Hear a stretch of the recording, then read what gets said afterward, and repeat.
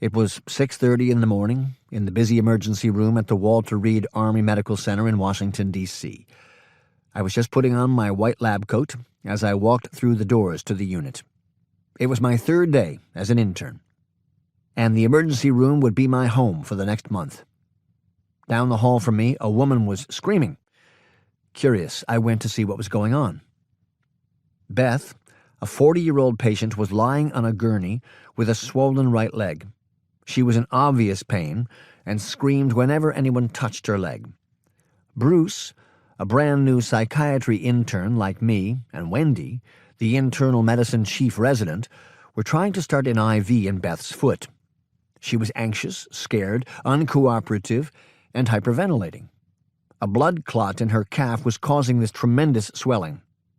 The IV was necessary so Beth could be sent to the X-ray department for a scan that would show exactly where the clot was, allowing surgeons to operate and remove it. With each stick of the IV needle to her swollen foot, Beth's screams became louder. Wendy was obviously frustrated and irritated, and sweat started to roll down her temples. "Calm down!" she snapped at the patient. Beth looked scared and confused. There was a lot of tension in the room. Wendy paged the surgeon on call. She paced during the several minutes it took for him to get back to her. When the phone rang, Wendy quickly answered it, saying, "I need you to come to the ER right away. I need you to do a cut-down on a patient's foot. It looks like she has a blood clot in her leg, and we need to start an IV before sending her to X-ray. Her foot is swollen, and she's being difficult."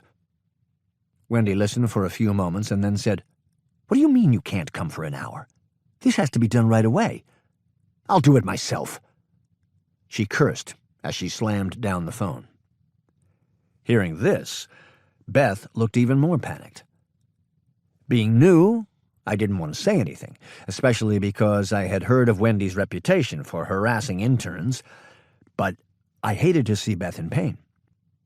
This is going to be an interesting day, I thought to myself. I took a deep breath. "Wendy, can I try to start the IV?" I asked softly.